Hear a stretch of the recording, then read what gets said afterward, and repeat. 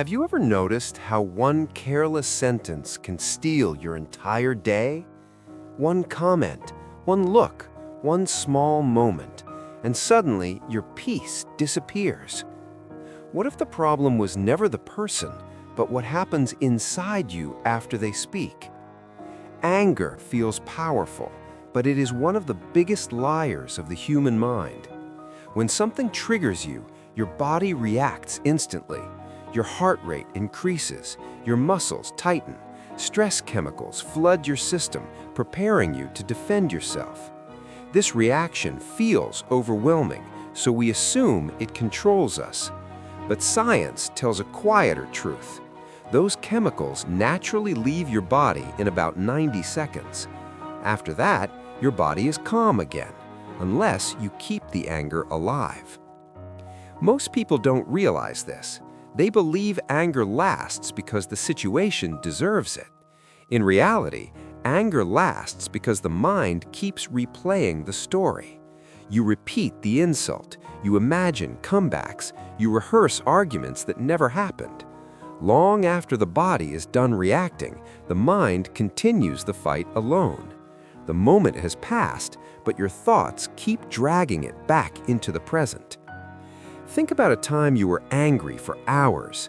The trigger may have lasted seconds, but your thoughts extended the pain. The danger is not the emotion, it's the attachment to the story. The mind keeps reopening a wound that the body has already tried to heal. Anger convinces you that holding on is strength. It whispers that letting go means losing. But the truth is simple and uncomfortable. Anger drains you, not the other person. While you replay the moment, they move on. While you burn, they rest. The cost of anger is always paid by the one who carries it. People who appear calm under pressure aren't emotionless. They simply understand one thing most people never learn.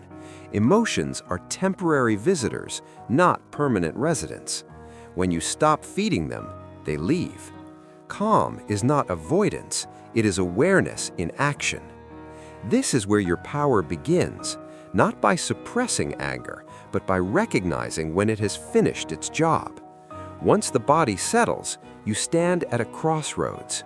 You can release the moment, or you can relive it again and again. That choice, made quietly in your own mind, shapes the rest of your day and often your life. And here is the question that changes everything. If anger naturally ends on its own, why are you still carrying it?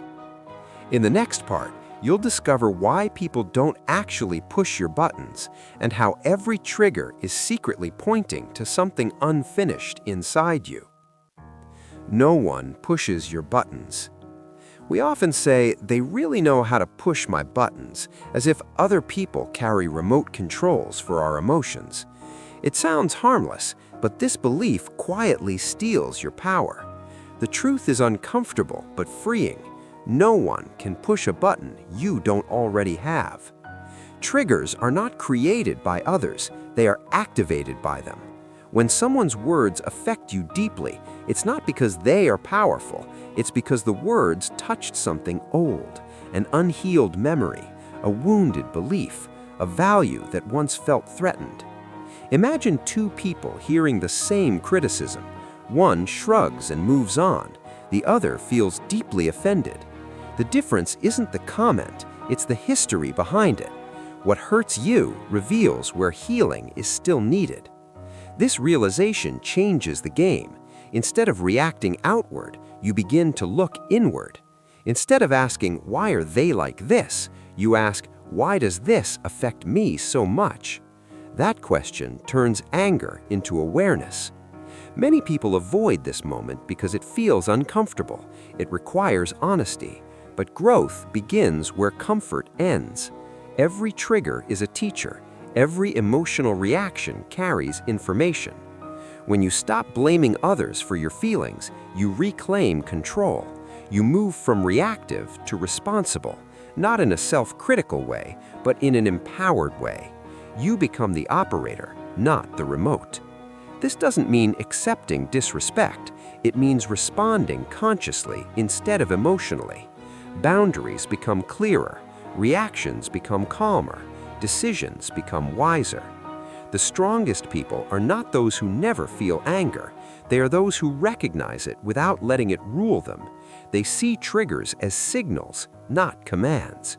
Once you understand this, you stop fighting every emotional wave.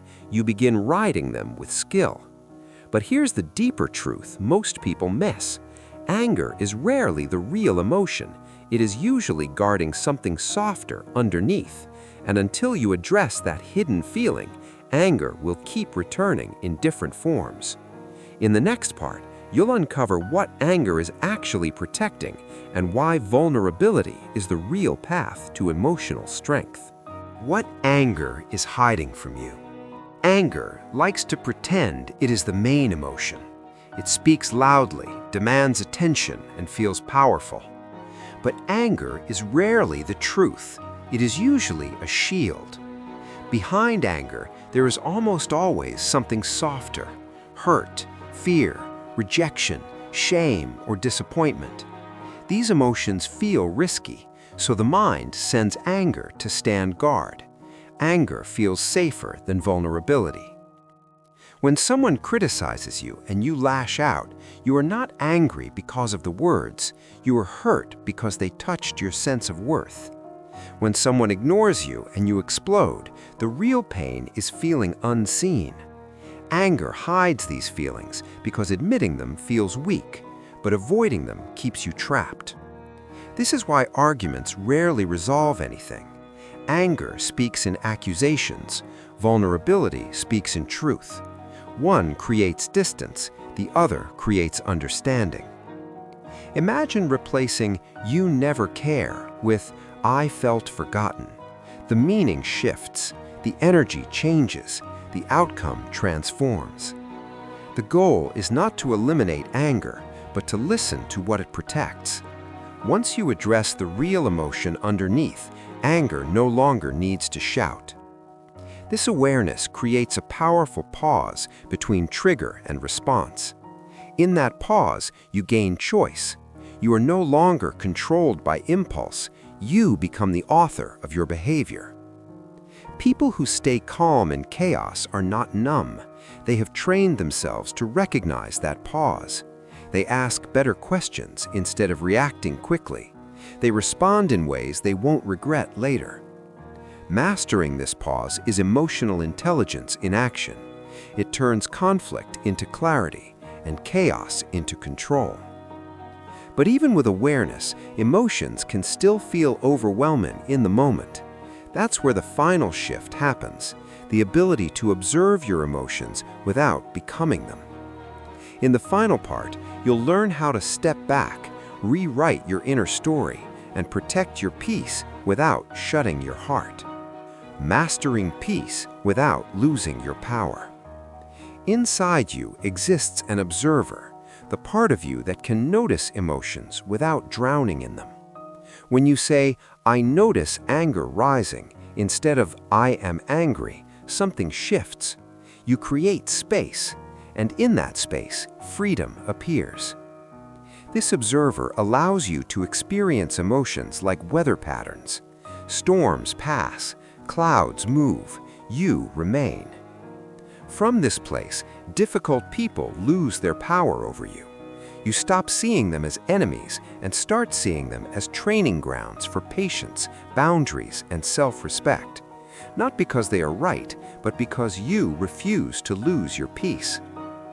Boundaries become essential here. Boundaries are not walls, they are gates. They protect your energy without hardening your heart. Saying no calmly is stronger than saying yes resentfully. Sometimes the wisest response is a pause. A timeout is not weakness, it is strategy. Stepping away allows clarity to return and prevents damage that takes far longer to repair. Another key skill is learning to separate facts from stories.